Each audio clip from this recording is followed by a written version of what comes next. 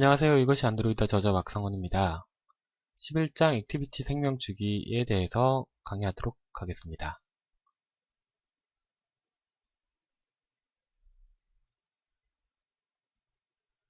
이 장에서는 액티비티의 다양한 상태 변화에 따라 호출되는 생명 주기 함수에 대해서 살펴보도록 하겠습니다. 그러면 가장 먼저 액티비티 생명 주기가 무엇이고 왜 액티비티 생명 주기 함수가 필요한지 살펴보도록 하겠습니다. 안드로이드 컴포넌트 중 서비스, 리시버, 프로바이더, 액티비티 이렇게 네 가지가 있죠.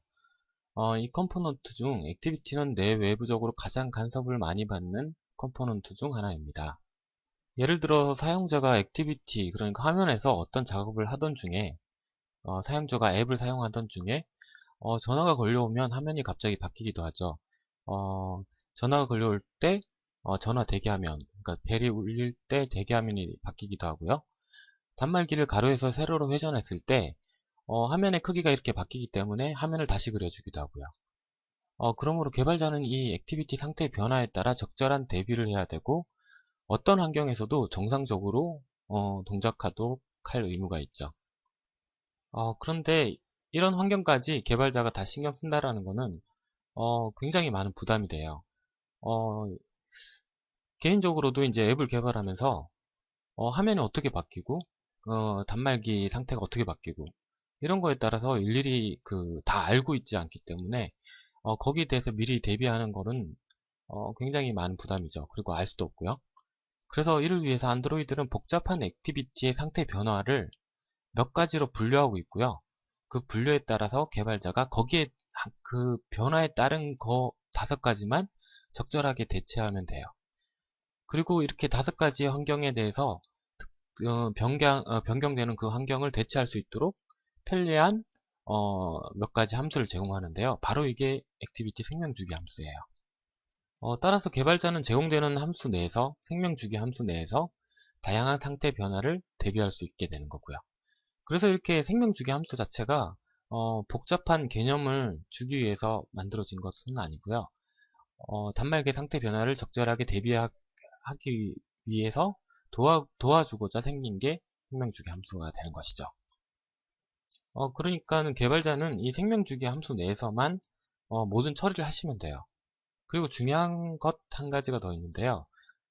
이 생명주기 함수를 벗어난 그 주기 안을 벗어난 처리되는 로직들은 안드로이드 앱이라고 볼 수 없어요. 그러니까 앱이 정상적인 상태가 아닌데 어떤 처리를 할 수 있는 처리를 하는 것은 잘못된 것이죠.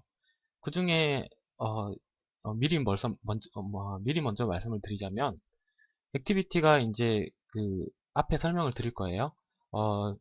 가장 먼저 생성이 되고 그 다음에 실행이 됐다가 onDestroy라는 게 있는데 그게 종료되는 함수예요. 액티비티가 종료되는 환경이죠. 액티비티가 종료된 그 이후에 뭐 스레드를 생성해서 뭐 백그라운드에서 어떤 작업을 한다든지 이런 거는 액티비티 컴포넌트 밖에서 벗어나서 뭔가 스레드로 어떤 작업을 한다는 것 자체가 정상적인 로직은 아니에요. 그래서 이런 걸 위해서 나중에 서비스를 배우게 되고 이러거든요. 그러니까 제가 드리고 싶은 말은 꼭 각 컴포넌트의 생명 주기 안에서만 자신의 앱을 동작시켜야 되는 의무가 있습니다. 그 중에 가장 먼저 배울 게 액티비티인데요. 액티비티 생명 주기 안에서만 여러분들은 자신의 앱을 개발하고 어떤 기능을 구현해야 되는 거예요. 나중에 앞으로 배워가면서 이 말이 굉장히 중요한 의미를 가지고 있고요. 그 기준을 벗어나면 안 된다는 것은 꼭 기억하고 계셔야 될 부분입니다. 그러면 계속 액티비티 생명주기 함수가 어떤 것인지 살펴보도록 하겠습니다. 가장 먼저 여러분이 만든 앱이 시작되는 시점은 바로 사용자가 홈 화면에서 애플리케이션이라는 제공되는 아이콘 리스트들이 있어요. 여러분이 만들어진 앱은 여기서 가장 먼저 실행할 수 있는 엔트리 포인트가 생기는 거예요. 그게 바로 아이콘이죠.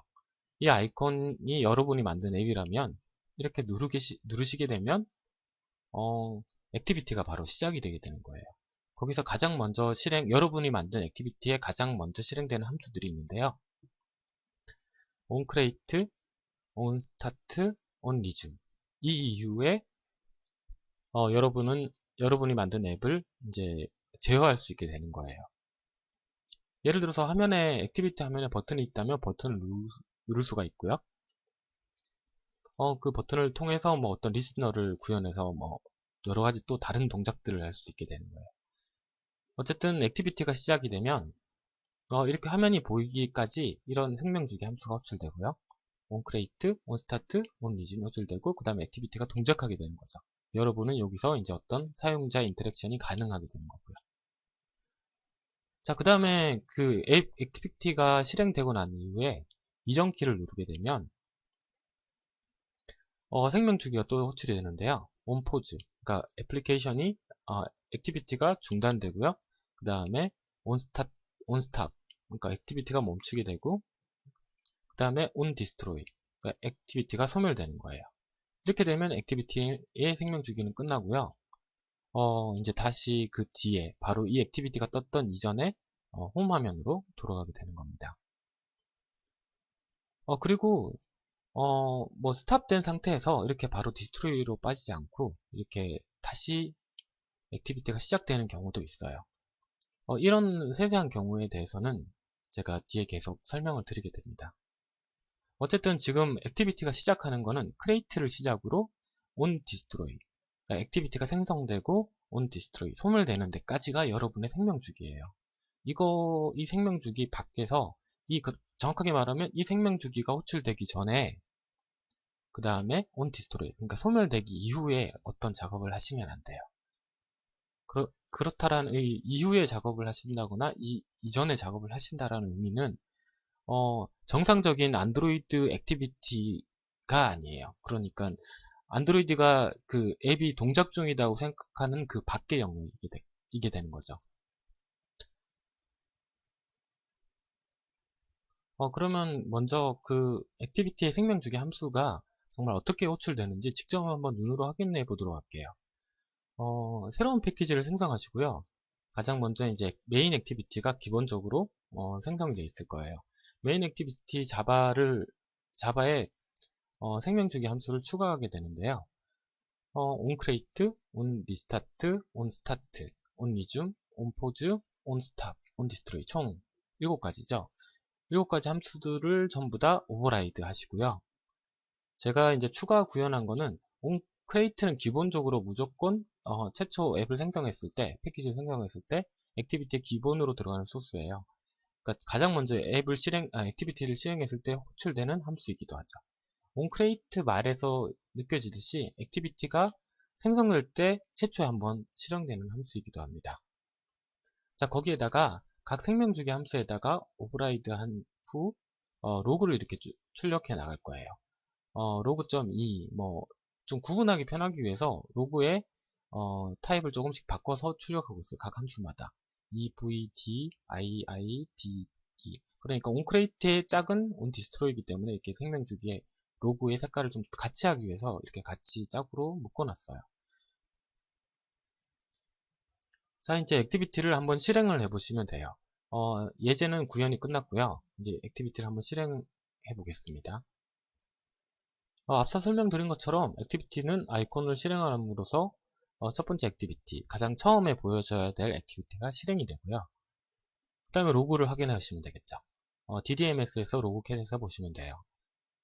로그 출력 결과가 onCreate, onStart, onResume 순서대로 호출이 되죠. 그러면서 이제 이 액티비티는 화면에 떠 있는 상태가 되고 사용자는 여러분이 만든 앱의 내에 있는 뭐 각종 뷰를 사용할 수 있게 되는 겁니다. 자, 이후에 이전 키를 눌러서 종료해 보겠습니다. 자, 그러면 이제 onCreate, onStart, onResume까지 호출이 됐었고요.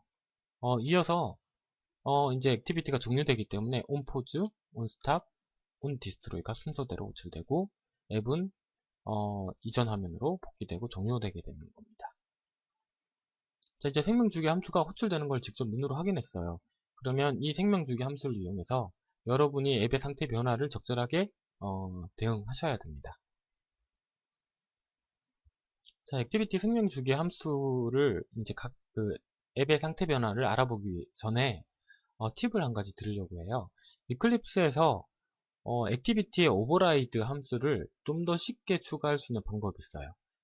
예를 들어서 지금 아까 이전에 생명주기 함수를 직접 일일이 손으로 이렇게 치셨을 거예요. 그런데 이거를 뭐 물론 치는 거는 처음에 도움이 돼요. 이렇게 프로토 타입이, 그러니까 이렇게 오버라이드 되는 타입을 정확하게 기억하실 수가 없으시기 때문에 한번 이렇게 쳐보는 거는 도움이 될 거예요. 근데 이렇게 계속 반복적으로 이렇게 오버라이드 함수를 재정의하는 거를 계속 이렇게 치다 보면 좀 저희가 한국에선 좀 기발 기간이 짧죠. 좀 시간이 부족함을 느끼시고 좀 귀찮기도 하실 거예요. 그래서 좀 더 편하게 오버라이드 함수를 추가하는 방법이 있는데요. 이클립스에서 제공되는 기능입니다. 자, 이클립스에서 소스를 누르시고요.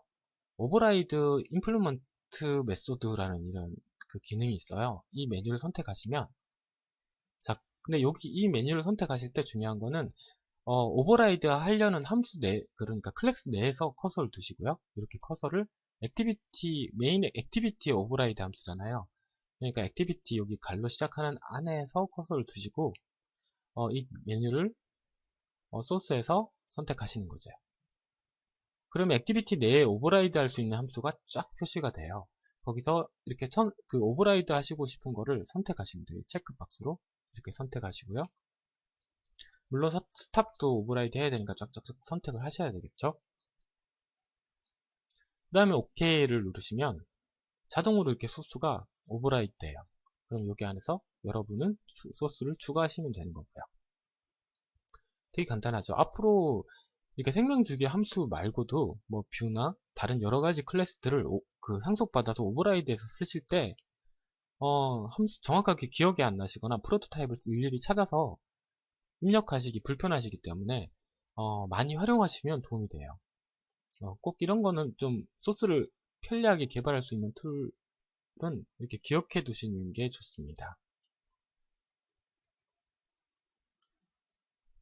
자, 그러면 액티비티 생명주기 함수는 배워봤어요.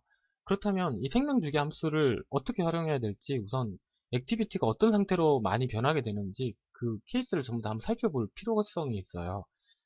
그래야지만 이 생명주기 함수를 적절하게 활용할 수가 있는 거죠. 액티비티 상태별 호출되는 생명주기 함수들은 그렇게 케이스가 많지는 않아요. 한 5가지, 정확하게 5가지로 구분이 되어 있거든요. 하나씩 살펴보도록 할게요. 먼저 액티비티가 실행됐을 때 홈에서 액티비티 아이콘을 눌러서 앱 아이콘을 눌러서 액티비티가 실행됐을 때 액티비티가 실행되게 되고 onCreate, onStart, onResume 액티비티가 그 다음에 동작하게 되는 거죠. 이 케이스가 가장 많이 사용되는 거죠. 빈번하게 호출되는 거죠. onCreate, onStart, onResume 기억하시고요. 그 다음에 앱을 종료하면 어떻게 될까요? onPause, onStop, onDestroy가 호출되고 액티비티는 끝내게 됩니다. 자, 그 다음에 세 번째로요.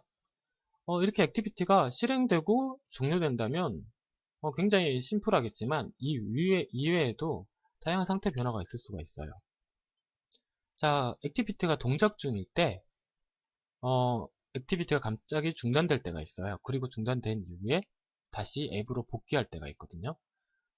이때 onPause와 onResume 이렇게 onPause가 갔다가 어떤 처리를 하고 다시 액티비티를 복귀하는 onResume이 탈 때가 있고요. 그 다음 네 번째, 액티비티가 동작 중에 onPause가 탔다가 onStart까지 탈 때가 또 있어요. 이때는 앱이 완전히 중단된 상태고 이때도 다시 앱으로 복귀하게 되면 액티비티로 복귀하게 되면 onStop에서 onRestart가 호출되고 onStart, 그 다음 onResume 호출된 다음 다시 액티비티가 동작하게 되는 거죠. 자, 마지막으로 강제 종료 실행인데요. 액티비티가 동작 중에 특정 어떤 상황이 되면 포즈 스탑이 되고요. 다시 생명 주기를 다시 시작할 때가 있어요.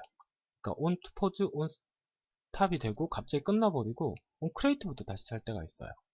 그리고 on stop에서 디스토로이까지 탔다가 다시 on stop, on resume, on pause가 탈 때도 있어요. 지금은 당장 이게 어떤 케이스 때 이런 경우가 발생되지? 라고 싶을 이해가 안 가실 거예요.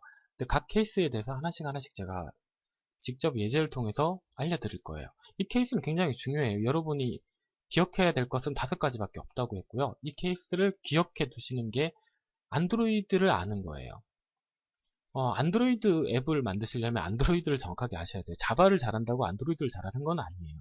가끔 이렇게 좀 착각하시는 분, 착각이라기보다는 헷갈려 하시는 분이 있어요. 자바와 안드로이드는 달라요. 그러니까 자바는 그 언어지, 자바를 잘한다고 해서 안드로이드를 잘할 수는 없어요. 안드로이드의 프레임워크를 정확하게 이해하고, 안드로이드가 여러분에게 제공하는 앱을 개발할 수 있는 환경을 정확하게 이해하는 게 중요하거든요.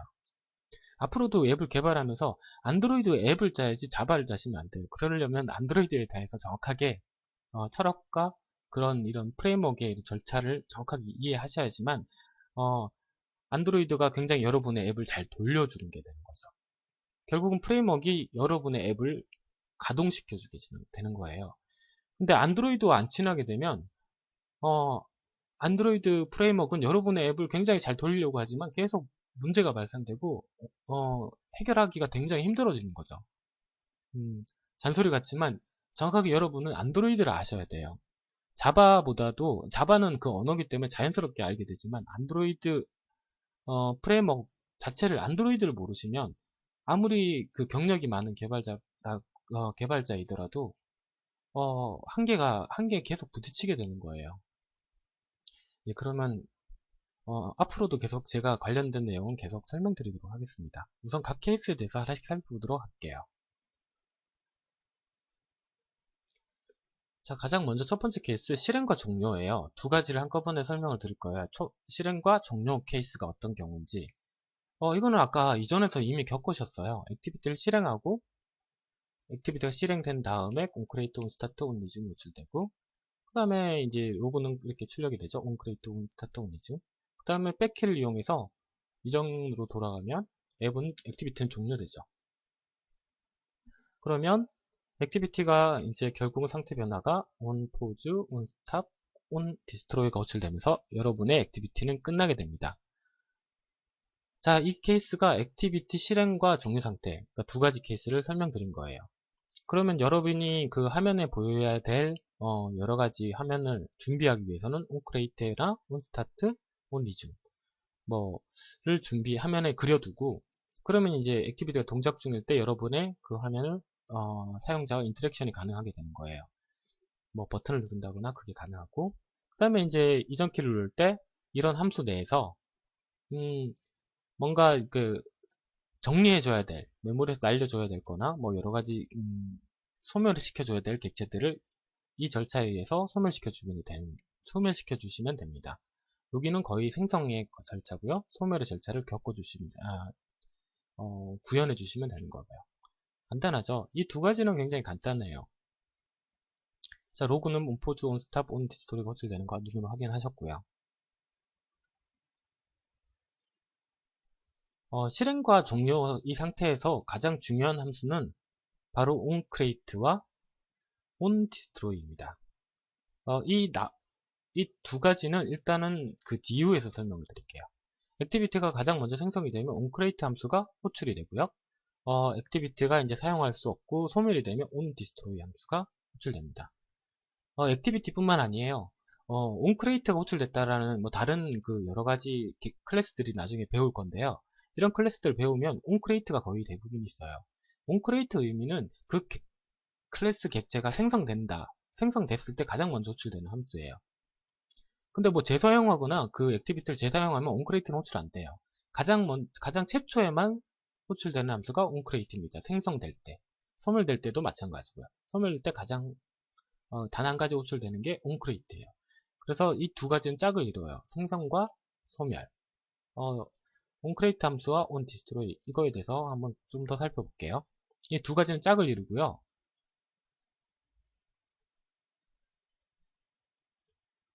onCreate는 액티비티 시작을 의미하고 onDestroy는 액티비티 끝을 의미합니다. 그래서 보통 이 두 가지 함수에는 어떤 처리를 하냐면 onCreate에서는 가장 먼저 액티비티가 실행됐고 준비해야 될 가장 첫 번째는 화면에 그릴 뷰들을 빨리 생성을 해줘야 되는 거예요. 그래서 set content view에서 화면의 레이아웃을 설정을 해줬죠. 그러니까 액티비티에 그려줄 화면을 레이아웃을 리소스를 통해서 넣어줘서 set content 영역에 그려준 거예요. 그러니까 설정을 해준 거죠. 그러면 이 뒤로 이제 함수가 호출되면서 액티비티의 화면이 보이게 되는 거고요. 자, 이제 그 다음에 액티비티는 동작할 수도 있게 되는 거예요. 다른 생명 주기들은 그 주기에 반복적으로 실행될 수 있기 때문에 생성 관련된 소스를 넣으시면 조금 위험해요. 여기 사이는 계속 이렇게 반복된다라는 거예요. 이렇게 갔다가 내려갔다가 여기 멈췄다가 다시 올라오기도 하고 앱이 그러니까 액티비티가 종료되지 않은 상태에서 말하는 거예요. 계속 이렇게 왔다 갔다 이렇게 할 수 있는 거예요. 그렇기 때문에 여기에 생성 관련된 소스를 넣으면 반복될 때마다 어떤 객체가 계속 생성되기 때문에 메모리도 많이 잡아먹고 그리고 또 계속 객체가 생성되기 때문에 초기화돼 버리죠. 그러면 안 되는 거예요. 그래서 초기화 시켜줄 대부분의 객체들은 onCreate에서 꼭 해주셔야 되고요. 아까 말씀드렸지만 onDestroy는 생성된 객체를 릴리즈 시켜줘야 될 그 클래스가 있다면 릴리즈 시켜주고 널을 넣어준다거나 여러 가지 작업을 하시면 돼요. 자, 액티비티 실행과 종료 상태를 배웠어요. 중요한 거는 onCreate와 onDestroy 함수고 이 두 가지는 짝을 이루고 생성 관련된 소스들은 onCreate override 하셔가지고 넣어주시면 되고요. 소멸될 때는 onDestroy 넣어주면 된다. 중요한 거예요. 이 상태, 두 가지 상태에서 가장 중요한 내용을 말씀드린 겁니다. 이제 다음 세 번째 상태를 한번 확인해 보도록 할게요. 일시 정지와 실행 상태입니다. 액티비티가 이제 실행된 상태에서 이 상태를 지금 눈으로 직접 확인을 시켜 드릴게요. 액티비티가 실행된 상태에서 어떤 특정 버튼을 눌러서 앞에 이렇게 그 다른 액티비티를 띄우는데 비액티비티를 띄우고 있는데 좀 검해서 잘 안 보이실 수도 있는데 지금 작은 액티비티가 또 떴어요. 그럼 뒤에 있는 액티비티는 이렇게 딤 처리되면 좀 어두워진 처리가 되면서 중단되게 돼요. 그러니까 잠깐 정지되게 돼요. 자, 그때 생명주기 함수를 살펴보면 바로 이때 포즈가 호출되는 거죠. 액티비티가 실행 중이다가 이 액티비티에서 특정 버튼을 눌러서 다른 액티비티를 띄우는데 앞에 이렇게 쬐끄맣게 뜨는 액티비티에 뒤에는 보이게 되죠.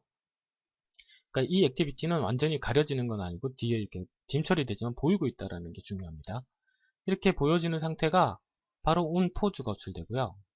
자, 여기서 이전 키를 눌러서 앞에 떠 있는 B 액티비티를 종료시켜 버리게 되면 on 리즘이 호출되고 다시 액티비티가 동작되게 됩니다. 바로 이렇게 복귀가 되게 되는 거죠.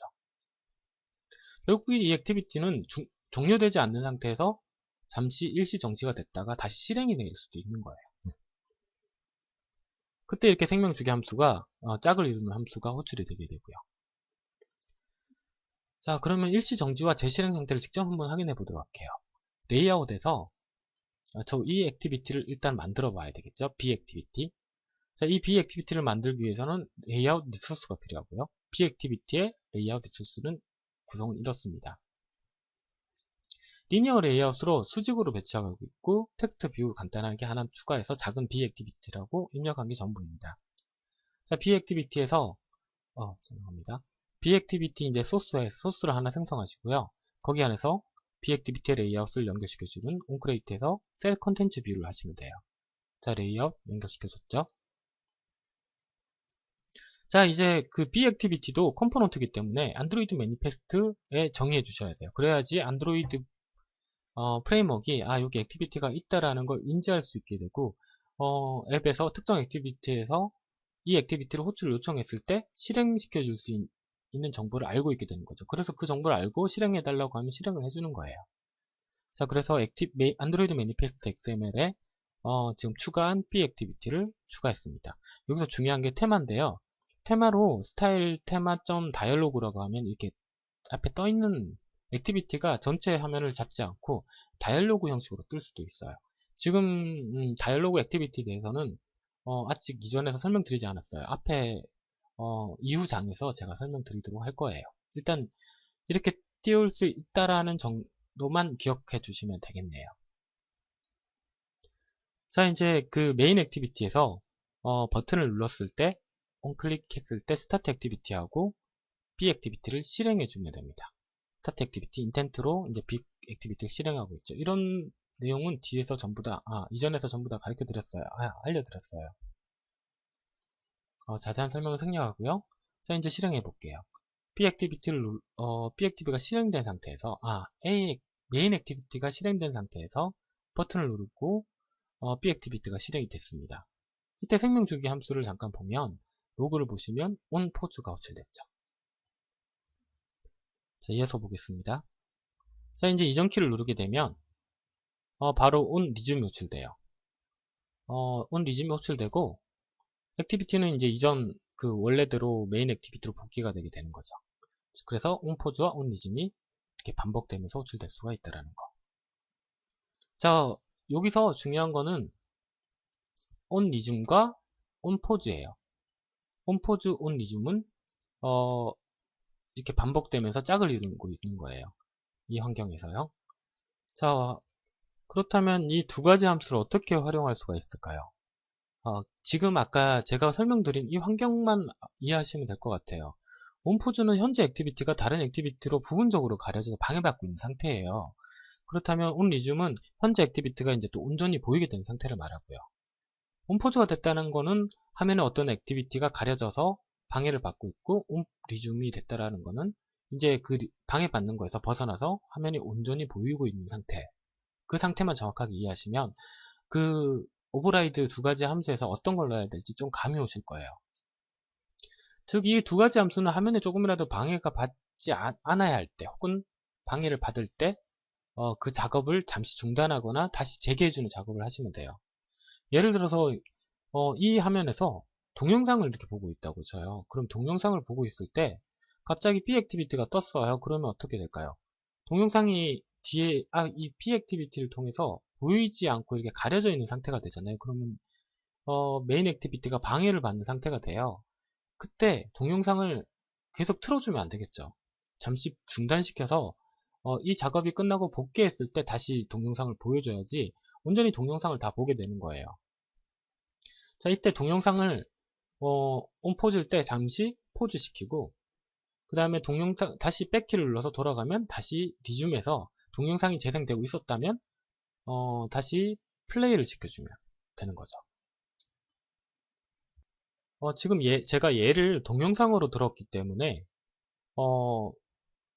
리줌과 포즈에 대해서 무조건 이제 자기가 하는 작업을 중단해야 되고 재개해야 된다라고 생각하실 수도 있어요. 근데 동영상을 제외한 다른 케이스에서 특정 작업을 이렇게 포즈 시 중단시키고 리줌 시 재개하는 경우가 제 경험상으로는 그렇게 많지는 않았어요.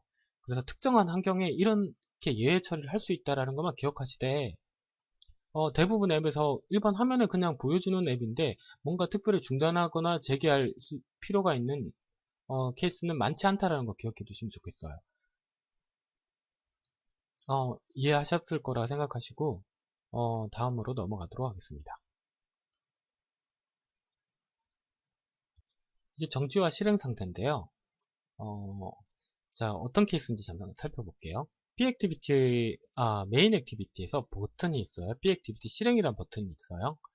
이걸 눌렀을 때 액티비티가 동작 중이죠. 이 상태는 온포즈가 호출되고 온포즈가 호출될 때가 있는데요. 그게 어떤 경우냐면 아까 전에 작은 화면 액티비티가 아니라 아예 화면을 덮는, 완전히 덮어버린 B액티비티를 실행시킨 상태예요. 그러면 B액티비티 뒤로 A액티비티라고 적었는데 메인 액티비티죠. 완전히 보이지 않는 상태가 돼요.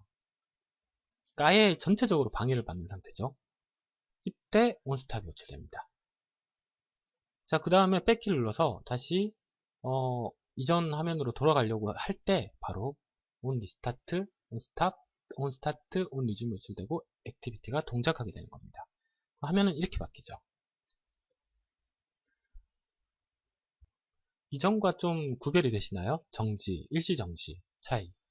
이전에는 부분적으로 화면이 가려져 있어서 부분적으로 화면에 방해가 좀 있었던 거지만, 이 상태는, 정지 실행 상태는 아예 화면 전체가 가려져 버려서 완전히 방해받고 있는 상태예요. 화면으로 이제 이전 액티비티가 떠 있는 걸 볼 수 있는 상태도 아니고요. 그때 온스탑이 호출됩니다. 그러니까 두 가지 차이를 화면에 얼만큼 방해를 받는 정도로 구별하시면 쉬워요. 그러기 위해서 제공되는 생명주기 함수이기도 하고요. 완전히 가려서 안 보이는 상태를 말합니다. 그럼 소스로 한번 재현해 보도록 할게요.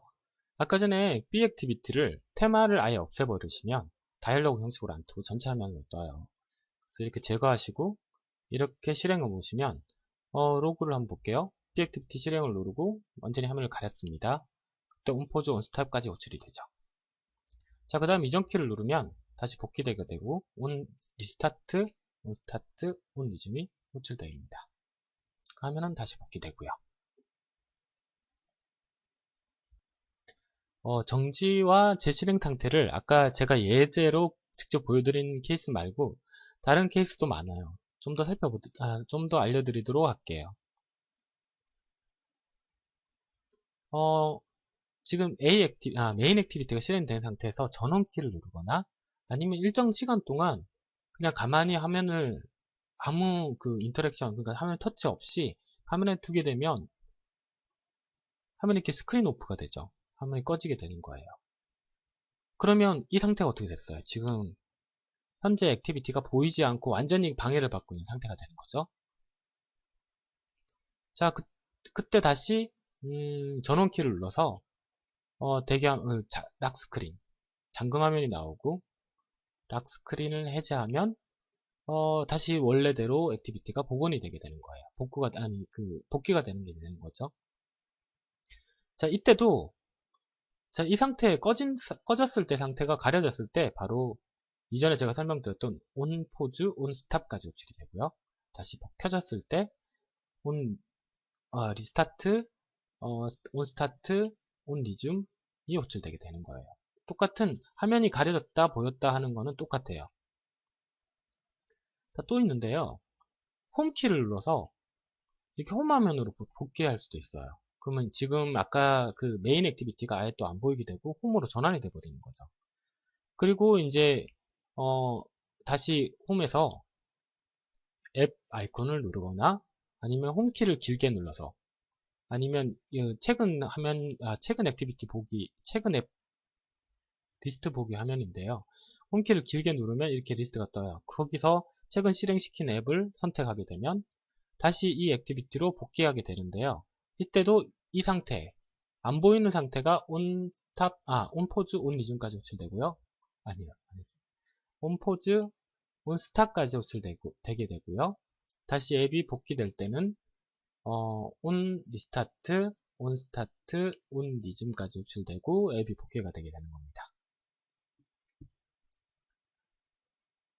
지금 대전제는 전체 화면이 가려졌을 때예요. 그러니까 현재 자기 액티비티 위로 전체 화면이 가려졌을 때 그 가려진 액티비티가 생명 주기가 어떻게 변하는 거에 대해서 설명드렸는데 화면이 무조건 가려졌다고 해서 무조건 그 스탑이 호출되고 스타트가 호출되는 건 아니에요. 이게 거의 유일할 것 같은데요. 예외적인 케이스인데 한 가지 더 말씀드리자면 위에 노티피케이션 영역을 이렇게 잡고 손가락으로 내렸을 때 화면이 전체 가려지게 되잖아요. 그때 생명주기 변화는 없어요. 위에 이 노티피케이션은 늘 수시로 확인할 수가 있고 포즈, 리즘 이런 생명주기 함수는 호출되지 않아요. 그러니까 좀 별도로 보라고 보셔야 돼요. 생명주기에 영향을 주지 않는 부분이고 이 앱의 한 부분이라고 생각하시면 돼요. 현재 보이는 화면의 한 부분이기 때문에 이런 것들이 생명주기 변화는 영향을 주지 않는다. 거의 유일할 거예요. 기억해 두시고요. 어쨌든 화면이 가려지게 되면 그 생명주기 변화 가려질 때 완전히 가릴 때 스탑, 다시 복귀될 때 온 리스타트, 스탑 호출된다고 기억해 두시면 되고요.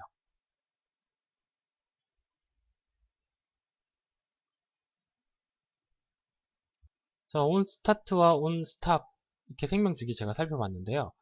온 스타트와 짝을 이루는 거는 온 스탑이게 되겠죠. 화면이 완전히 가려졌을 때.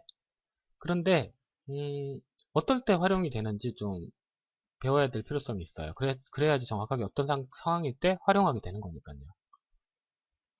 온스탑은 현재 액티비티가 다른 액티비티로 완전히 가려진 상태에 호출되는 함수고요.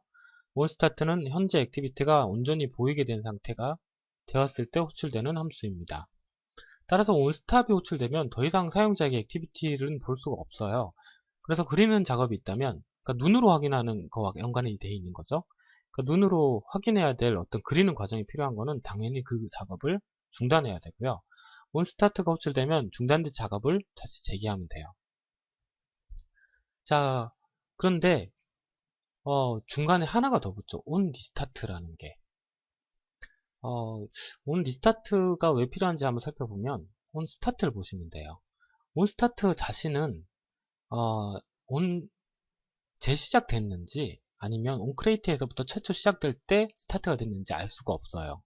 그래서 온 리스타트가 있는 거예요.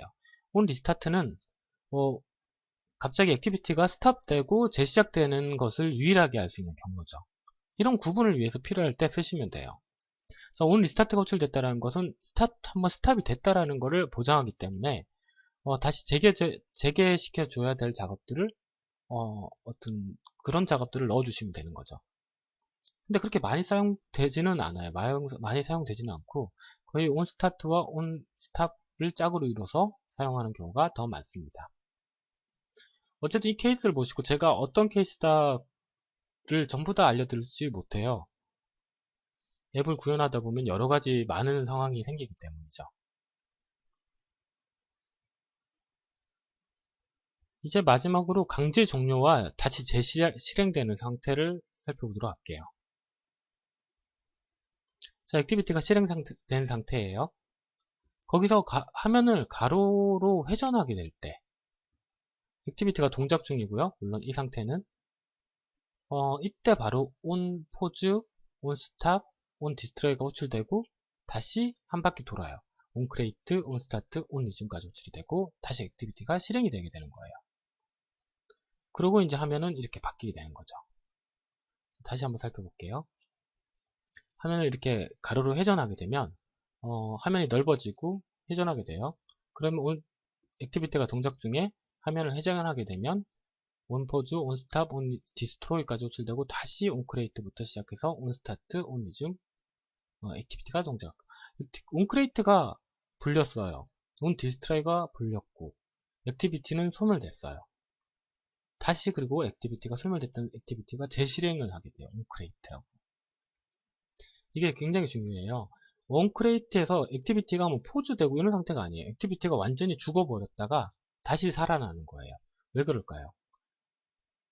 이 화면을 보면 되는데 지금 단말의 시스템 환경이 완전히 변했어요. 그 화면이 길게 나왔다가 랜드스케이프 모드로 가로로 넓게 나왔어요. 그럼 레이아웃을 완전히 다시 그려줘야 되는 거예요. 다시 그려줘야 되는 거죠. 리소스 퀄리파이어를 이전에 배웠지만 그 랜드스케이프 포트레이트 모드에 따라서 가로 세로 모드에 따라서 레이아웃을 아예 달리할 수가 있죠. 이렇게 지금은 넓은 화면이기 때문에 넓은 화면에 맞는 레이아웃으로 바꿔치기 할 수도 있고요. 포트레이트는 긴 화면이기 때문에 긴 화면에 맞는 레이아웃을 바꿔치기 할 수 있어요. 그러면 화면의 레이아웃 자체가 바뀌잖아요. 그러면 앱을 다시 실행시켜줘서 액티비티를 다시 실행시켜줘서 거기에 맞는 리소스를 다시 불려서 실행하게 하기 위해서예요. 그래서 이렇게 액티비티 자체가 소멸돼 버리고 다시 실행시키는 거예요. 이때 바로 이 상태가 바로 이제 강제 종료와 실행 상태를 말하는 거죠. 왜 그 가로 세로를 회전하면서 생명지가 다시 호출되는지 이해하셨다고 생각하고요. 그래서 온크레이트에서 거기에 맞는 레이아웃, 여기에 맞는 레이아웃을 다시 생성해서 넣어줘라는 의미죠. 그래서 안드로이드 프레임워크에 다시 생명주기를 재호출하게 되는 겁니다. 그리고 액티비티 객체 자체도 사라졌다가 다시 소멸됐다가 다시 생성되는 거예요. 그러니까 이전에 작업했던 건 다 날아가게 되는 거죠. 새로 시작하게 되는 거죠.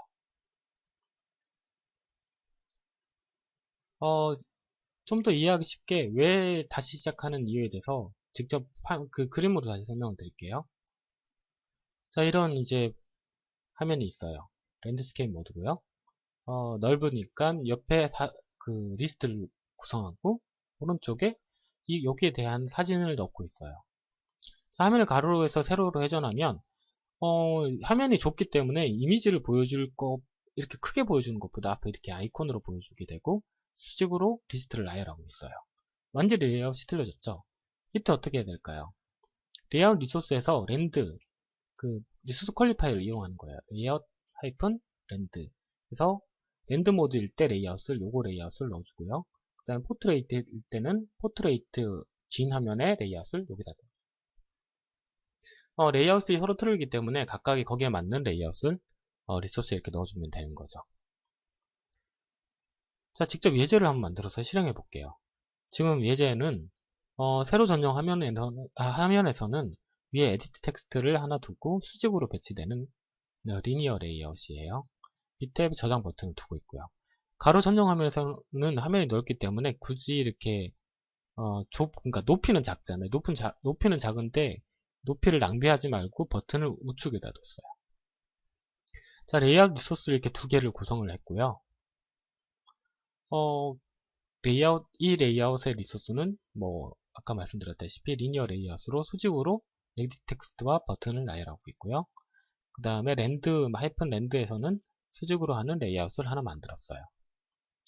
디폴트는 포트이기 때문에 디폴트는 포트가 아닙니다. 폰 같이 긴 화면에서는 이걸 적어주지 않으면 기본 포트입니다. 네. 자, 액티비티 상태의 변화에 따라서 어떻게 변하는지 한번 볼게요. 여기서 이제 그냥 셋 컨텐츠 뷰에서 온크레이트에서 적어줬죠. 레이아웃을 최초 생성하는 것이니까. 뒤에 이 두 가지의 리소스 모두 다 액티비티 언더바 메인이에요. 단지 그 리소스 퀄리파이어에 참조되는 그 상태를 바꿔준 거죠. 똑같이 액티비티 언더바 메인이고 이제 이렇게 실행하면 이렇게 화면이 나오는데 그 생명 주기는 onCreate, onStart, onResume 노출되고 있죠. 자, 그때 최초의 랜드기 때문에 최초에는 이 긴 화면이기 때문에 onCreate에서 보여주는 화면은 바로 포트라고 해당되는 이 레이아웃을 보여주고 이렇게 정확하게 실행했을 때 이렇게 정확하게 보여주게 되는 거예요. 자, 이제 바꿔서 랜드스케이프를 포트레이트를 랜드로 바꿨을 때 생명 주기는 한 바퀴 돌죠. onPause, onStop, destroy, onCreate, onStart, onResume. 자, 이때 이렇게 화면이 뒤집히면서 레이아웃 리소스 참조를 바로 이해를 하게 될 거예요. 바로 onCreate에서 다시 레이아웃을 넓은 거로 바꿔치기 해주는 게 되는 거죠.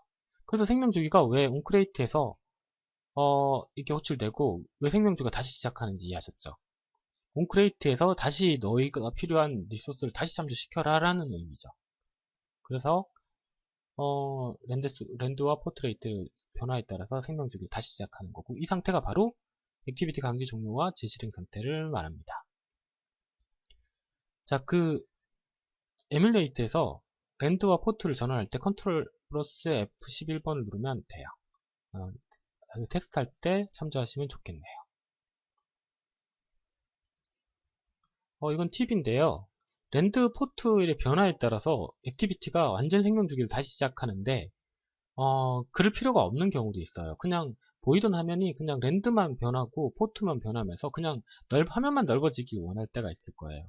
그때 액티비티를 다시 생성한다는 건 좀 부하가 있겠죠. 그래서 좀 귀찮은 작업이기도 하고요. 그럴 때는 안드로이드 액티비티 해당 액티비티에다가 속성을 config changes라는 속성을 주시고요. 오리엔테이션, 스크린 사이즈, 스크린 사이즈가 변경됐을 때와 화면의 수평 수직 모드가 변경됐을 때, 방향이 변경됐을 때, 그때는 생명주기를 다시 시작하지 말라라고 선언해주고요. 선언된 거예요, 이게. 자, 그 다음에 오버라이드 함수가 하나 있는데요. onConfigurationChanged라는 함수가 있어요. 이 함수를 하나 선언해 주시고 자기가 직접 화면이 변경됐을 때 거기에 따른 내용을 내가 직접 처리하겠다라는 거예요. 그러니까 아까는 시스템이 액티비티를 완전히 생명주기를 다시 시작함으로써 자동으로 이제 화면의 변화를 적용했는데 이거는 그게 아니에요. 개발자가 그 화면의 변화에 따라서 내가 직접 케어하겠다. 거기에 예외적인 상황을 내가 직접 쓰겠다라는 거예요. 그래서 onConfiguration change가 일어났을 때 일단 로그를 제가 한 개 남겼어요.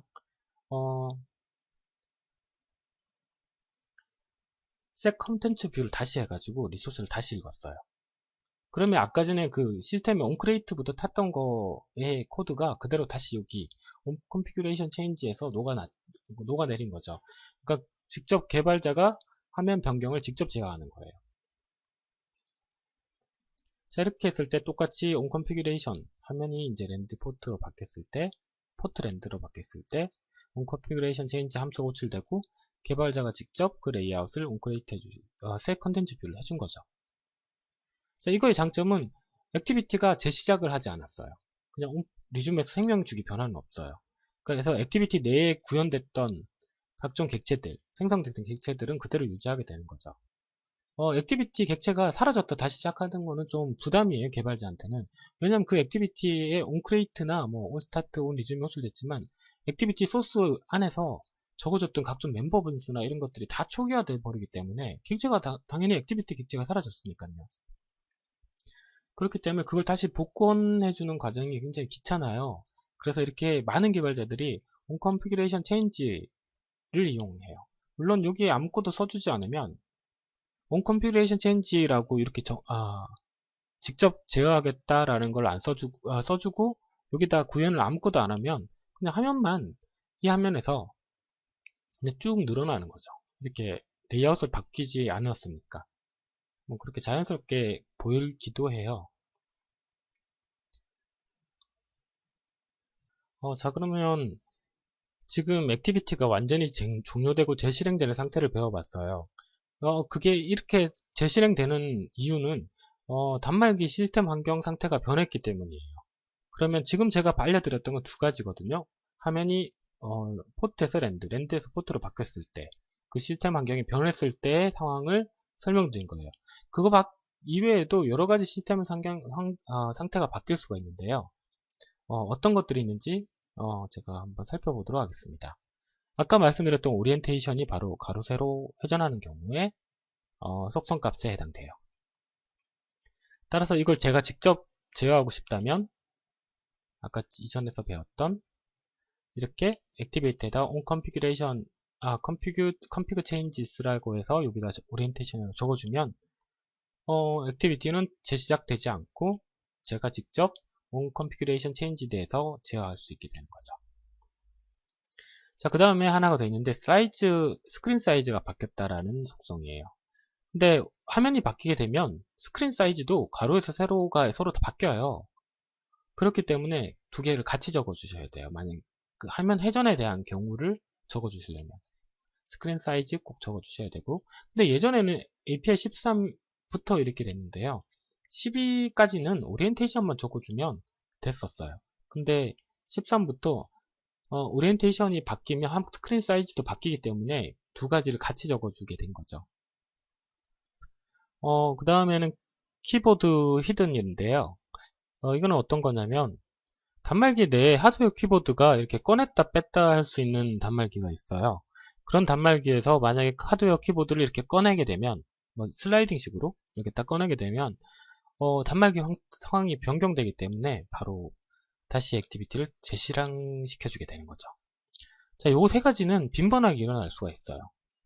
그 화면이 변경되는 그런 부분들이기 때문에. 그래서 빈도가 굉장히 높고요. 지금까지 다음 설명드릴 것들은 좀 빈도가 높은 편은 아니에요. 로케일이 있는데요.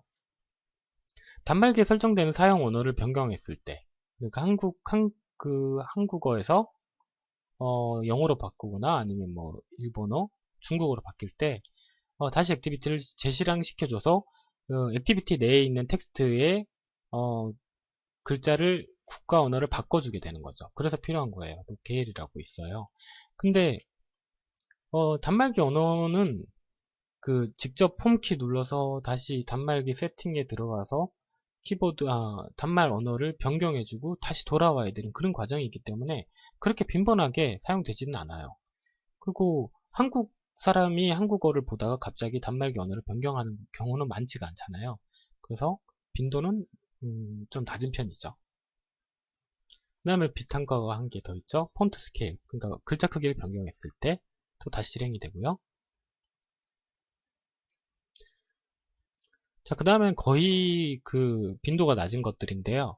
자, 키보드라고 하드웨어 키보드 타입이 변경되는 경우, 예를 들어서 단말기 외부 하드웨어 키보드를 연결하거나 뭐 이랬을 때, USB나 아니면 블루투스 키보드가 연결됐을 때, 그럴 때 하드웨어 키보드 타입이 변경됐잖아요. 그때 호출되고, 그 다음에 내비게이션이라고 트랙볼이나 뭐 디패드, 방향키 등이 없어졌다가 나타나는 경우, 뭐 이런 경우도 가끔 발생되고요. 그 다음에 스크린 레이아웃. 다른 스크린을 끼웠을 때를 말하는 거예요. 연결했을 때. 단말기에서 LCD를, 화면을, 단말기 화면을 안 보다가, 보다가 갑자기 노트북에 뭐 USB로, HDMI 단자 같은 걸로, 모니터로 보고 싶을 때. 그러니까 화면이 완전히 바뀌었잖아요. 그때, 필요한 속성이고요. 그 다음에 기타 뭐 UI 모드, 단말을 뭐 어떤 특정 데크에 꽂아서 연결해서 뭐 어떤 단말 환경을 바꿨을 때를 말하는 거죠. 많이 요즘 장치들이 이런 것들이 하나씩 나오고 있긴 하죠. 태스크에 디바이스를 도킹할 수 있는 장치, 뭐 그래서 사운드도 이렇게 나오고 키보드도 바뀌고 뭐 이러는 장치가 있어요. 그런 걸 연결했을 때.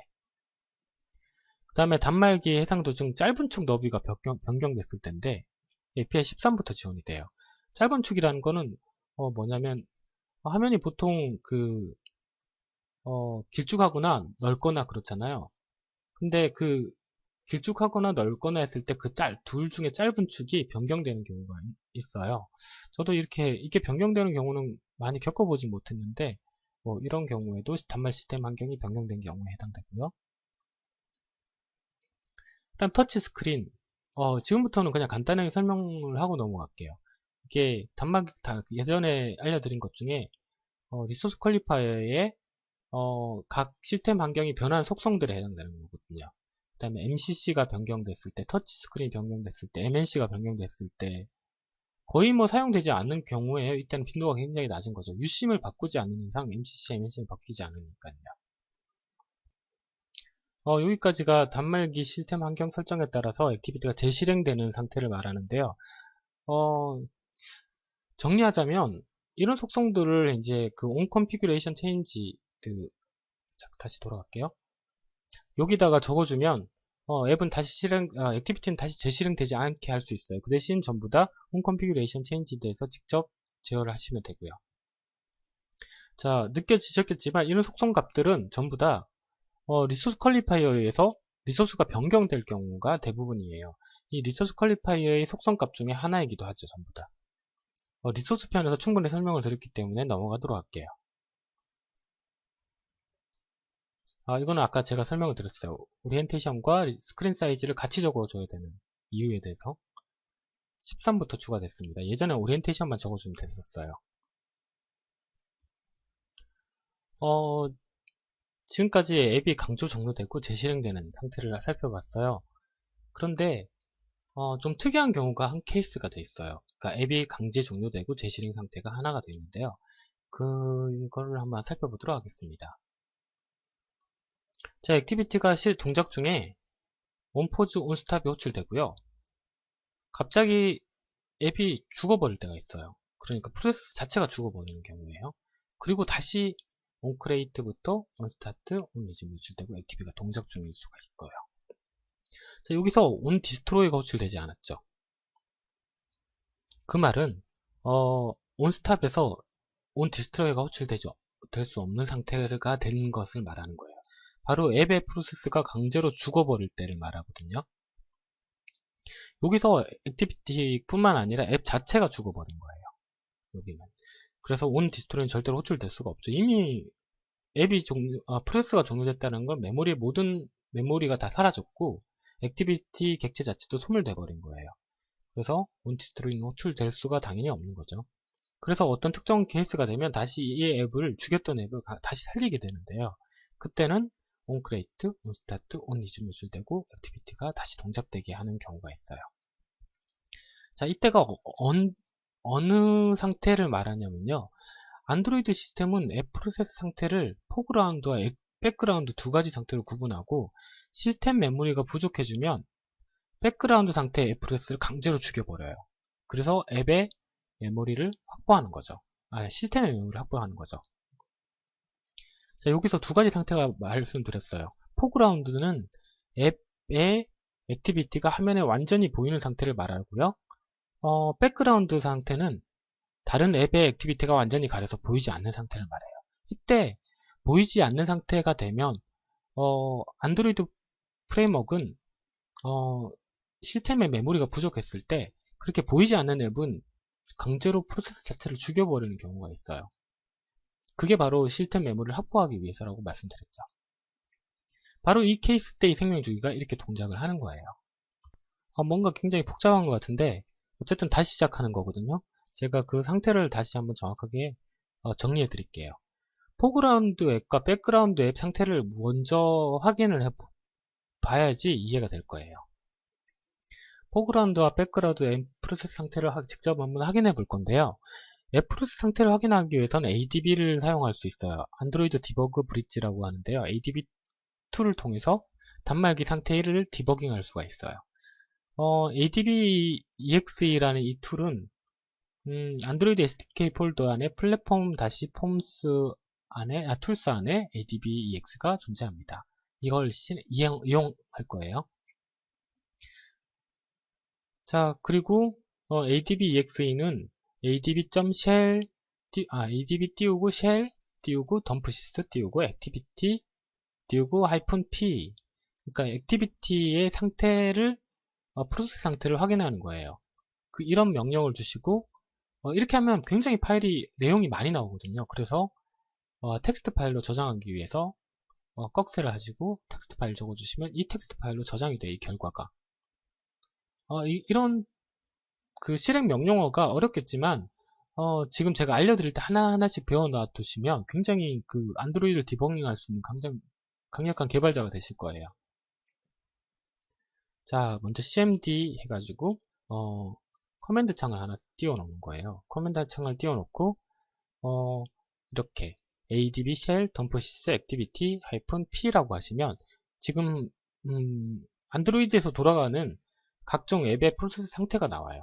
이렇게 나오죠. adj 뭐 이렇게 해서 쭉 프로세스 상태가 쭉 나와요.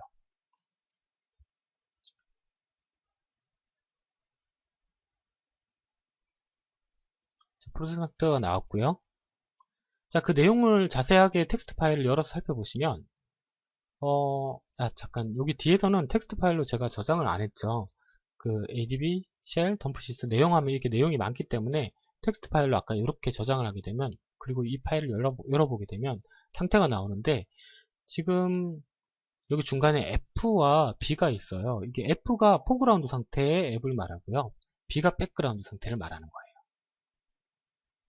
자, 앱이 지금 이렇게 띄워놨어요. 제가 그 샘플 앱, 그러니까 패키지를 실행하고 예제 앱을 실행했을 때 이 상태에서 이 명령을 실행해서 그 내용을 보면 어떻게 되는지 잠시 볼게요. 프로세스 0번에 F라고 보이죠. 포그라운드. 그리고 패키지명이 이렇게 나와요. 구분하기 쉽게 하기 위해서. 해당 패키지명을 찾아서 이 상태를 보시면 돼요. 바로 여기 있는 상태를. 그러면 포그라운드 상태를 의미하는 F가 붙어 있어요. 그러니까 이 앱은 웬만하면 죽지 않아요. 메모리가 아무리 부족해도. 이 메모리에 대해서는 뒤에 가면 다시 제가 서비스 편에서 굉장히 자세하게 설명을 드릴 거예요. 자, 이제 홈키를 딱 눌렀어요. 그러면 앱은 포즈가 되고 스탑까지 되죠. 스탑까지 돼서 이렇게 홈으로 복귀가 됐어요. 그때는 이제 자기 현재 앱이 보이지 않는 상태가 됐어요. 다른 앱에 가셔서. 자, 그때는 다시 덤프시스 해가지고 이 내용을 보시면 백그라운드 상태로 변경된 걸 볼 수 있죠. 이때는 좀 위험한 상태예요. 왜냐하면 액티비티가 포즈 스탑까지 온 상태지만 메모리가 부족해지면 현재 지금 보이는 앱을 잘 돌아가게끔 살려줘야 되기 때문에 메모리를 확보하기 위해서 별 중요하지 않는 앱들은 전부 다 프로세스를 날려버리게 되는 거죠. 여기서 좀 불안하실 거예요. 이 장을 배우게 되시면 앱이 왜 내 앱이 갑자기 종료가 마음대로 돼버리고 이러면 불안해서 내가 어떻게 앱을 만들 수 있을까 이런 좀 불안감이 생길 거예요. 우선 예를 들어서 아주 긴 메모를 작성하고 있던 중에 홈키로 복원하고 그 메모 내용이 저장이 계속 유지가 돼야 되는데 갑자기 백그라운드 프로세스라고 프로세스 강제로 죽여버리면 그 메모한 내용이 다 날아가 버리잖아요.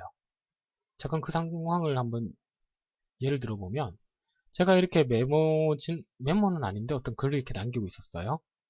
그래서 갑자기 홈키를 눌러서 홈으로 복귀했죠. 그러면 생명 주기는 onCreate, onStart, onResume, pause, start까지 가버린 거예요. 앱이 지금 보이지 않는 상태가 됐기 때문에 onStart까지 왔죠. 그렇다고 앱이 종료된 건 아니에요. 디스트로이가 안 됐잖아요. 그 홈키를 눌러서 잠시 밖으로 멀티 작업을 한 거죠. 자, 이클립스에서 디바이스라는 곳이 있는데 거기서 그 해당 패키지명을 찾아서 선택하시고 스탑을 누르신 거예요. 그러면 그 시스템이 강제로 죽이는 거랑 비슷한 효과를 볼 수가 있어요. 바로 자기 이 이 예제 앱의 프로세스를 강제로 죽여버리는 거거든요. 스탑 키를 딱 누르면 그 다음에 호출 아무것도 안 되죠. 당연히 프로세스가 강제로 죽어버렸기 때문에 디스트로이고 뭐고 탈 수가 없어요. 그래서 갑자기 중단된 상태고, 이때 다시 홈키를 길게 눌러서 최근 실행 앱에서 해당 이 앱을 선택하시게 되면 다시 이렇게 이 앱이 실행이 되죠. 이 액티비티가 실행이 되는데 내용은 다 날아가 버렸어요. 이렇게 지금 메모한 내용이 날아갈 수도 있다라는 말이에요. 자, 그때 보면 onCreate, onStart, onResume은 당연히 다시 호출되고요. 참 이런 환경이 좀 답답하고 좀 불안한 환경이에요. 처음에 제가 안드로이드를 배우기 시작하게 할 초에도 정확하게 안드로이드 프레임워크를 잘 모를 때 이 부분을 알았을 때 굉장히 당황스러웠어요. 어떻게 불안해서 앱을 쓰라는 건지 좀 이해가 안 갔거든요. 근데 좀 알고 나서 그 다 이유가 있거든요. 어쨌든 안드로이드는 동시에 여러 앱을 실행할 수 있는 멀티태스킹을 지원하고 홈키를 통해서 다른 앱을 실행할 수도 있어요. 중간에. 근데 하지만 잠시 다른 앱을 사용하던 중에 이전 앱이 종료돼 버린 다음에 아까와 같이 메모가 날아가거나 이럴 수 있는 거죠. 자, 이런 해결 방법이 있기 때문에 이거 해결 방법이 없다면 안드로이드 프레임워크는 안드로이드 자체를 사용할 수는 없겠죠. 자, 이를 위해서 안드로이드는 강제 종료된 앱의 액티비티를 복원할 수 있는 방법을 제공하고 있어요. 그러면 잠시 액티비티 데이터 복원에 대해서 살펴보도록 하겠습니다. 안드로이드는 앱 액티비티에서 사용된 데이터를 복원하기 위해 좀 더 다른 프로세서로 데이터를 잠시 백업해두는 방법을 취하고 있고요. 여기서 다른 프로세스는 액티비티 매니저가 존재하는 시스템 프로세스를 말합니다. 이게 무슨 말이냐면요. 앱 프로세서가 이렇게 이제 생명주의가 이렇게 호출되고 있을 때요. 온스탑에서 이제 앱이 갑자기 이제 중단된 상태죠. 그러니까 위에 다른 화면으로 감춰진 상태예요. 그러면 이제 여기서 강제로 앱이 종료될 수가 있고요. 종료된 그 시스템은 이제 자원 확보를 위해서 이 프로세스를 강제로 종료했을 때, 종료하고 다시 실행될 때, 온스탑에서 프로세스가 종료되고 다시 실행됐을 때, 온크레이트부터 다시 시작하게 되는 거죠. 자, 여기서 백업 프로세스를 잠시 살펴볼게요. 안드로이드 웹 프로세스는 늘, 온포즈 다음에 onSave instance state라는 생명주기 함수가 복원에 관련된 생명주기 함수가 하나 더 있어요.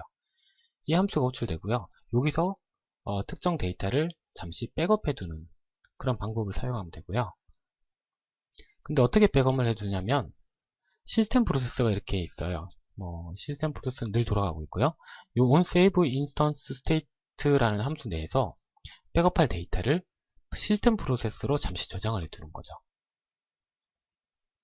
자, 그 다음에 이제 앱은 강제로 죽어버려서 얘는 없어졌어요. 다시 앱을 실행했을 때 복원 프로세스를 받게 되는데요. 앱은 다시 onCreate부터 시작하게 되고요. onStart 진행되고, 여기서 onRestore instance state라는 함수가 또 호출이 돼요. 늘 호출이 돼요. 그러니까 복원할 데이터가 있으면 늘 호출이 되는데요. 이때 바로 시스템 프로세스에 저장된 데이터를 반환을 해주게 되고요. 이때 반환해주기도 하고요. onCreate에서 반환을 해주기도 해요.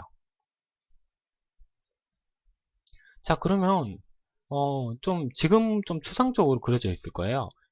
어떻게 자기의 데이터를 시스템 프로세스로 잠시 백업을 해두고 그 다음에 onRestore나 onCreate에서 어떻게 다시 받아서 복원을 해주는지 잠시 당장은 눈에 그려지지는 않을 거예요. 근데 소스를 보면 금방 이해가 되실 거예요. 자, 생명주기 함수 두 가지를 추가합니다. onSave instance state, onRestore instance state라는 함수를 추가하고요. 오버라이드 시켜주시면 돼요. 오버라이딩은 기억나시죠? 소스에서 임플리먼트, 소스 임플리먼트 해줘서 자동으로 추가하는 그 툴을 이용하시면 편하겠어요. 자, 메인 액티비티에서 두 가지 함수를 추가하고요. 근데 여기, 잠시만요. 자, 그렇다면 그 save 인스턴스와 on restore instance state를 이용해서 복원 과정을 한번 살펴보도록 할게요. 먼저 액티비티가 하나가 있고요. 그 액티비티 내에서 특정 글자를 입력했을 때 앱이 강제로 종료되고 다시 복원됐을 때 이 글자가 제대로 나오면 복원이 된 거라고 일단 볼게요. 그러기 위해서 가장 먼저 스탑되기 전에 직전에 호출되는 onSave instance state에다가 해줄 게 하나가 있어요. 자, 바로 이 함수의 인자로는 번들이라는 객체가 하나 넘어와요. outState. 그러니까 자기네 상태를 저장해라는 뜻의 이제 이 객체가 하나 넘어오는데 이 객체는 이 객체에 들어온 이 객체에다가 저장하는 데이터는 모두 다 이제 시스템 서비스로 이동을 해요. 그러니까 그 시스템 프로세스로 데이터를 백업해 두는 거죠. 어떻게 하냐면 번들은 앞에서 워낙 많이 배우셨기 때문에 사용 방법 어렵지 않을 거예요. 일단 그 에디트 텍스트, 이 에디트 텍스트를 get 텍스트 해가지고 그 내용을 잠시 백업 스트링이라고 해서 추출해 둬요. 백업 스트링의 내용을 바로 번들에다가 put 스트링에서 백업 스트링에서 여기 담아두는 거죠. 그래서 슈퍼에서 on save instance state를 이제 해주면 바로 이전에서 이 과정이 호출이 되는 거예요. 자, 생명주기에서 onPause, onStop 직전에 호출되는 이 함수 호출될 때 데이터를 시스템 프로세스로 저장해 두게 되는 거예요. 자, 이 과정이 지금까지 설명한 바로 이거고요. 자, 이제 다시 시스템이 다시 복원됐을 때 백그라운드에서 갑자기 앱이 죽고 다시 홈키를 길게 눌러가지고 다시 그 액티비티로 다시 복원했을 때 가장 먼저 뭐가 호출되죠? onCreate가 호출되죠. 그때 번들로 save instance state라는 이 바로 여기서 저장했던 이 객체가 그대로 다시 넘어와요. 자, 이 객체가 다시 이쪽으로 넘어오고요. 여기서 이제 이 객체를 받아서 복원 과정을 진행해 줘도 되고요. 아니면 on restore instance state도 따로 호출이 된다고 했어요. 그때 아니면 이 받았던 여기서 그 시스템 서비스를 통해서 다시 프로세스를 통해서 복원 데이터를 받을 수 있거든요. 이 객체를 통해서 또 medit text, set text에서 받았던 데이터를 다시 넣어주게 되죠. 넣어주면 복원이 되는 거예요. 별거 아니죠? 그렇게 복원이 된 데이터가 이제 화면에 그대로 보이게 되고요. 자, 다시 볼까요? 자, 여기서 지금 제가 여기 인자로 넘어오는 outstate라는 번들 객체에다가 텍스트 뷰에 에디트 텍스트의 내용을 담아줬어요. 그럼 데이터가 저장되고요. 그 다음에 이제 여기서 갑자기 스탑 상태가 됐고 시스템이 메모리가 부족하기 때문에 백그라운드에 있는 프로세스를 죽이게 되죠. 그럼 얘 전체가 사라지게 되죠. 그 다음에 이제 사용자가 다시 그 액티비티로 복원하기 위해서 홈키를 길게 눌러서 최근 실행 앱에서 선택을 하게 돼요. 그럼 복원 과정을 거치게 되는데요. 그때 이 프로세스가 다시 생성이 되고 액티비티가 실행이 될 때 바로 onCreate의 인자로 번들 객체가 복원하기 위한 번들 객체를 넘겨주고요. 여기도 굳이 안 해도 돼요. 스타트 다음에 on restore instance state가 호출되고요. 여기서 복원할 데이터를 다시 또 한 번 받아요. 이때 여기 함수에서 바로 복원 과정을 진행했죠. 그 다음에 리즘이 호출되고 화면에 액티비티가 보이게 됩니다. 자, 여기 받았던 거를 바로 복원 안 하고 여기서 복원 과정을 지금 진행을 했어요. 자, 한번 실행을 시켜볼게요. 지금 hello 슈퍼드로이드 점점점이라고 제가 적었고요. 홈키를 눌러서 홈키를 누르게 되면 스탑까지 오게 되죠. 화면은 어떻게 돼요? 이렇게 하면은 홈으로 전환됐고요. 여기서 pause 다음에 on save instance state 함수가 호출됐어요. 눈으로 확인 직접 하셨죠? 자, 이제 DDMS를 통해서 강제 종료. 그러니까 시스템이 자기의 메모리가 부족해야지 자기의 백그라운드 프로세스를 죽이게 되는데 그거를 기다릴 수가 없어요. 그 환경을 재현하기는 굉장히 힘들거든요. 그러기 위해서 이제 DDMS에서 프로세스에서 강제로 이제 키를 해준 거예요. 아까 이전에서 설명드렸죠. 그러고 키를 해준 상태에서 죄송합니다. 키를 해준 상태에서 다시 홈키를 길게 눌러서 다시 이 액티비티로 복원을 이제 전환을 눌렀죠. 그때 이미 프로세스는 죽었기 때문에 복원 과정이 수행이 돼야 돼요. 프로세스는 없고요. 그럼 시스템이 이 액티비티를 다시 띄워주긴 하는데 그때 create start watch를 열 때 바로 여기 on restore instance에서 복원할 데이터가 있다. 너가 강제로 종료됐기 때문에 복원해야 된다라는 데이터를 여기서 넘겨주는 거죠. 물론 on create에서 하셔도 됩니다. 보통은 여기서 하기보다는 on create에서 주로 하더라고요. 왜냐면 액티비티가 다시 실행이 됐기 때문에 다시 생성되는 거랑 다름이 없어요. 그때 복원할 데이터는 생성할 시점에 복원해 주는 게 맞다고 보는 거죠. 그래서 작은 onSave 인스턴스와 onRestore 인스턴스 스테이트가 맞지만 onCreate에서 이 짝으로 이루어지는 게 오히려 더 한 곳에서 처리를 하기 때문에 더 낫기도 하더라고요. 그런 어디서 작업을 하던간 상관은 없어요. 다만 그 onStart 생명주기 사이에 껴있는 앞 뒤냐에 따라서 결정만 하시면 되는 거예요. 자, 여기서 이제 복원을 해줬고요. 실행됐을 때 hello 슈퍼드로이드 점점점이 제대로 복원이 됐죠. 여기까지 액티비티 데이터 복원에 대해서 설명을 드렸어요. 근데 여기서 제가 한 가지 생략하고 말씀 안 드린 게 있어요.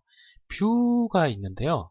여기 뷰가 아니죠. 에디트 텍스트에 hello 슈퍼드로이드라는 글을 집어넣고 이 글에 대한 내용이 프로세스가 강제로 종료되면서 없어지기 때문에 초기화되기 때문에 다시 그 복원될 때 hello 슈퍼드로이드라는 글을 복원시켜줬어요. 근데 사실은 모든 뷰들은 자동으로 이런 복원 과정을 수행을 하게 돼 있어요. 이렇게 일일이 프로세스가 종료될 때마다 복원 과정을 전부 다 개발자들이 해주기는 너무 불편하잖아요. 그래서 뷰 내부에도 전부 다 이 함수들이 호출이 되는데 지금은 이해 안 하셔도 돼요. 혹시나 오해가 있을까봐 제가 설명을 드리는 거예요. 뷰 함수 내에도 이런 객체가 복원될 때 이렇게 호출이 돼요. onSaved instance state라는 함수가 내부적으로 전부 다 있거든요. 뷰에도. 그래서 자동으로 에디트 텍스트 같은 경우에도 복원될 때 자기의 텍스트를 자동으로 복원을 시켜주는 거예요. 여기서 제가 에디트 텍스트만 예로 들었지만 뭐 다른 체크박스나 여러가지 또 뷰들이 있잖아요. 그런 뷰들도 전부 다 자체 복원 기능이 있어요. 그러면 우리가 복원해줘야 지금은 제가 예제를 위해서 좀 더 편하게 이해하라고 이렇게 적어드린 거지, 자동으로 복원이 되기 때문에,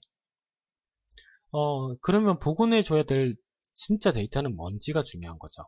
그건 대부분 액티비티 내에 있는 생성된 클래스들, 여러가지 데이터 클래스들을 말해요. 뭐 멤버 변수들이 해당하는 거죠. 이거에 대해서는 아마 제가 서비스 편에서도 좀 더 자세하게 설명을 드릴 거예요. 복원과 이런 거에 대해서. 어떤 데이터를 복원해야 될지에 대해서는 좀 중요하거든요. 잠시 보면 제가 예를 들어서 복원해야 될 데이터는 이런 뷰들이 아니라 여기 멤버 변수로 뭐 인트형 뭐 해가지고 뭐 선언해 두거나 그 상태를 유지하기 위한 필요한 것들 있잖아요. 멤버 변수가 대부분이에요. 그런 멤버 변수를 이렇게 스테이트에 저장해 두고 복원해 주는, 그럴 때 활용되는 거지. 다시 말씀드리지만 어쨌든 뷰들은 자체 그 복원 기능이 대부분 가지고 있다. 기억해 두시면 좋겠습니다. 근데 이전에 지금 복원이 안 됐던 거는 제가 사실은 에디트 텍스트의 뷰에다가 복원 기능을, 그러니까 백업 기능을 잠깐 꺼뒀어요. 예제를 보시면 아마 아실 건데, 이 예제를 테스트하기 위해서 잠깐 복원 기능을 꺼놓고 내가 자체적으로 예제를 구현했던 거예요. 여러분들한테 설명하기 위해서. 혹시 오해 없기를 바랍니다. 하나 더. 뷰는, 죄송해요. 무조건 복원하는 건 아니에요. 잠시만요.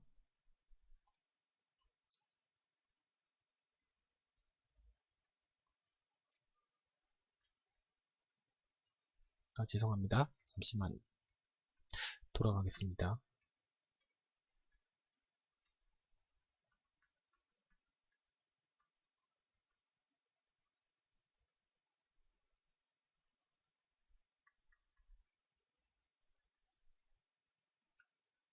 제가 XML 소스가 없어서 제가 설명을 지금 돌아갔었는데, XML에 뷰마다 아이디를 붙일 수 있잖아요. 참조하기 위한.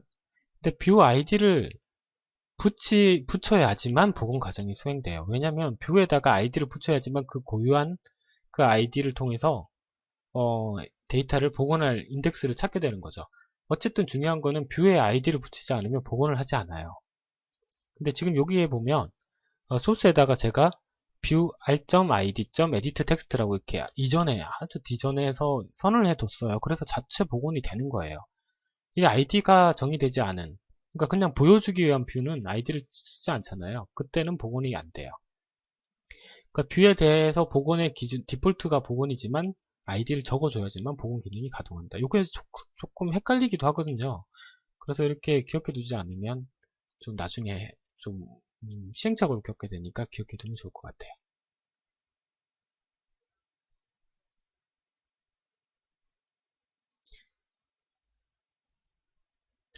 제가 앞뒤로 점프해서 좀 헷갈리셨을 것 같은데 이후 가서 조금 제가 다시 정리를 해 드릴게요. 자, 그런데 복원될 데이터는 절대로 100kB를 넘지 않으셔야 돼요. 왜 그러냐면 시스템으로 데이터를 전달할 때는 프로세스 통신 같은 게 이루어져요. 그때 그 프로세스 통신을 하기 위한 데이터 크기가 제약이 있기 때문이죠. 그 버퍼 크기가. 그게 바인더 버퍼라고 하는데 바인더 버퍼가 원래 한 1메가 정도의 버퍼를 두고 주고받을 수가 있는데 1메가를 다 쓸 수 있는 게 아니에요. 그래서 아마 100kB 정도를 넘어가면 좀 문제가 돼요. 그래서 최대한 100kB를 넘지 않는 범위에서 복원할 데이터를 주고받아야 돼요.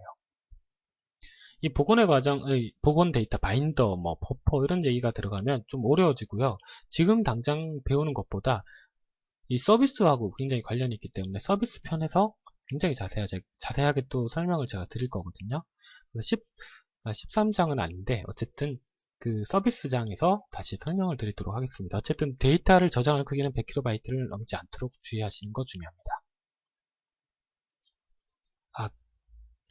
잠시만요. 바로 여기 앱 프로세서에서 데이터를 주고받을 때 여기 주고받는 여기 데이터들이 100kB를 넘으면 위험하다는 뜻이에요. 다른 프로세서로 넘어가는 버퍼가 제한이 있기 때문이죠.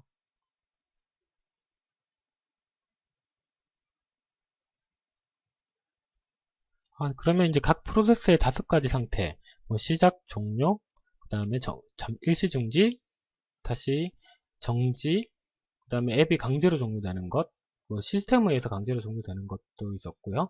시스템 환경 변화에 따라서 강제로 종료되는 경우가 있었어요. 총 5가지에 대해서 배워봤습니다. 자, 이제 정리할 필요가 있는데요. 지금까지 했던 과정을 한 장의 그림으로 한번 정리해 보도록 하겠습니다. 죄송합니다. 목이 점점 쉬어가고 있어서 빨리 진행하도록 하겠습니다. 액티비티 생명 주기를 한번 이제 살펴볼게요. 다시 한번 재정리하는 거예요. 액티비티 시작은 onCreate, start, 그 다음에 중간에 복원 과정에서 진행되는 onList와 instance state가 호출되고요. onResume이 호출된 후에 비로소 화면에 액티비티가 그려지죠. 자, 액티비티를 이제 다른 액티비티로 위에 이렇게 띄웠어요. 제가 어떤 특정 버튼을 띄우면 onPause가 호출되고요. 이전 키를 눌러서 다시 복원하게 되면 복귀하게 되면 다시 onPause 상태에서 onResume 상태가 되고 다시 화면에 보이게 되는 거죠. 그 다음에 특정 액티비티를 완전히 가리는 화면에 완전히 가리는 액티비티를 띄웠어요. 그때는 onPause 그 다음에 복원 준비를 위한 onSave instance state가 호출되고요. 그때는 onStop이 되죠. 이때는 이제 화면에 완전히 안 보이게 되는 거예요. 다시 이전 키를 눌러서 잠시만요.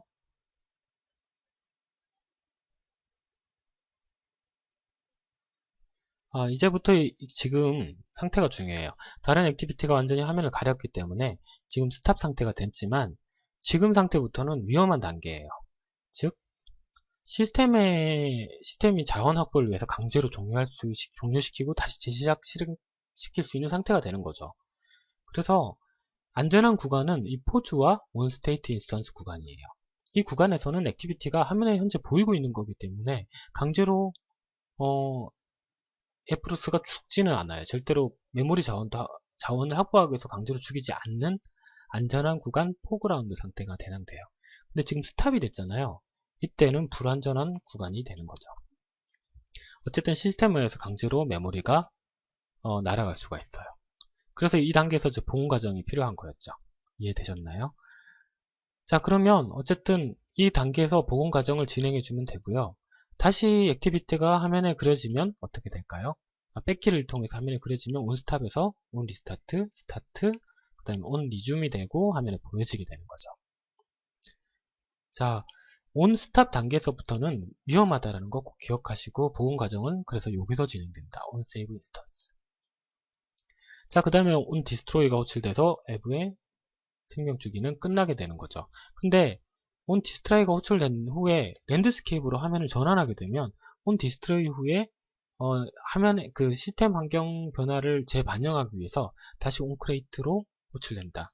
이때 이제 뭐 화면을 회전하거나 시스템 환경 변화에 대해서는 앞에서 설명드렸죠. 랜드스케이프, 포트레이트, 그러니까 화면을 회전하거나 폰트가 바뀌거나 아니면 글자 크기가 변경되거나 MCC가 바뀌거나 뭐 여러 가지 상태가 있어요. 그때는 이제 리소스를 다시 읽어줘야 되기 때문에 쭉 호출했다가 다시 한번 온크레이트부터 타게 되는 거죠. 자, 이때도 온리스토어 인스턴스 스테이트와 온세이브 인스턴스 스테이트가 호출이 돼요. 앱 객체가 액티비티 객체가 완전히 죽어버리고 완전히 제거돼버리고 소멸돼버리고 다시 실행되기 때문에 이때도 복원할 데이터가 있으면 복원을 시켜 주셔야 돼요. 그때 이 두 가지 함수를 쓰시면 된다. 강제로 종료되는 경우와 시스템 환경 변화를 위해서 재시작되는 경우 둘 다 복원을 위해서 그 복원을 준비해 주신 과정은 서로 똑같은 방법으로 필요하다는 거. 자, 마지막으로 이렇게 시스템 환경 변화를 의해서 앱이 강제로 재시작되는 걸 원치 않는다면 이 경우에는 안드로이드 매니페스트의 액티비티에 컨피규레이션 체인지 관련된 속성 있죠. 그거를 적어주시면 자기가 onConfiguration changed 함수, 오버라이딩 함수에서 직접 처리를 할 수도 있다. 그 경우에는 액티비티 객체 자체가 소멸되지는 않고요. 그 함수만 호출된다는 거. 자, 지금까지 했던 내용을 한번 싹 다 정리를 했어요. 이해를 하셨을 거라 생각하고 안드로이드 액티비티 컴포넌트의 생명 주기를 아는 거는 안드로이드를 이해하는 데 굉장히 중요한 요소이기 때문에 꼭 기억해 두셨으면 좋겠습니다. 이해가 안 되시면 꼭 다시 한번 살펴보세요. 앞의 과정을. 자, 이러고 액티비티가 끝나게 되는 거고요. 지금까지 복잡한 액티비티 생명 주기를 살펴봤는데요. 그 5단계만 분리해서 잘 살펴보시면 그렇게 어렵진 않을 거예요. 그리고 액티비티 생명 주기가 대부분 온크레이트와 온디스트로이 정도만 활용이 되고 대부분에는 예외 케이스는 앱의 특성에 따라 조금씩 사용되고 안 되고 하긴 하는데 거의 많이 활용되지는 않아요. 자, 그러면 이제 마지막인데요. 액티비티가 두 가지 액티비티의 생명 주기가 서로 틀리죠. 그러니까 A 액티비티가 있고 B 액티비티가 있는데 각 액티비티는 생명 주기를 각각 타고 있는 거죠. 그 두 액티비티 간의 생명 주기의 변화가 어떻게 되는지 연관지어서 살펴보는 게 중요해요. 복잡해 보일 수도 있는데 어렵지 않습니다. 잘 따라오셨으면 좋겠습니다. 자, A 액티비티가 이렇게 있어요. A 액티비티가 시작이 되면 B 액티비티가 이렇게 또 있고요. 자, 이거는 A 액티비티의 생명 주기고요. 이건 B 액티비티의 생명 주기를 적을 거예요. 자, 가장 먼저 A 액티비티가 실행되면 onCreate, onStart, onResume 하고 액티비티가 실행이 됐죠. 여기까지는 쉽게 이해가 되실 거예요. 자, A 액티비티에서 B 액티비티가 실행하는 거예요. 이때 어떻게 되냐면 자, 지금 다른 액티비티가 실행됐기 때문에 현재 액티비티를 포즈를 잠시 중단시켜요. 포즈를 시켜요. 꼭 기억하세요. 포즈를 먼저 해요. 가장 먼저 하는 거는 포즈예요. 현재의 시점의 액티비티를. 그 다음에 B 액티비티가 생명 주기가 이렇게 호출이 돼요. onCreate, onStart, onResume 호출되고 B 액티비티가 실행이 됐죠. 자, 그 다음에 B 액티비티가 뜨면서 A 액티비티를 완전히 가렸죠. 포즈 다음에 이제 얘가 실행이 되는 거예요. onStop이 호출됐죠. 자, 그 다음에 B 액티비티가 돌아갔어요. B 액티비티가 이제 B 액티비티에서 그러니까 이전 키를 눌러서 강제로 종료를 해요. 그때 이제 A 액티비티로 복귀하게 되는데 이때 생명 주기를 살펴볼게요. 자, 현재 액티비티가 포즈가 돼요. 다시 말씀드리겠습니다. 잠시 중단하게 돼요. 현재 액티비티가 중단이 무조건 우선이에요. 자, 현재 액티비티가 포즈가 됐고요. 그 다음에 이 액티비티의 생명주기가 이거 짝짝짝 타서 이제 동작 중이 되고요. 동작 중이게 된 다음에 이 액티비티가 스탑, 디스트로이 액티비티가 비로소 끝나게 됩니다.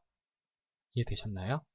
자, 순서를 살펴보면 실행 중인 액티비티가 무조건 먼저 포즈가 되고요. 그 다음에 실행될 액티비티 생명주기가 호출된 다음에 이제 나머지 실행 중이었던 액티비티의 생명주기가 마저 호출되는 그런 순서예요. 나중에 서로 액티비티 간 데이터를 주고받다 보면 이런 이제 순서가 굉장히 중요하거든요. 그래서 기억하고 계셔야 돼요. 중요해서 다시 한번 제가 설명을 드릴게요. 정리를 마지막으로 넘어가겠습니다. A, B 액티비티가 있어요.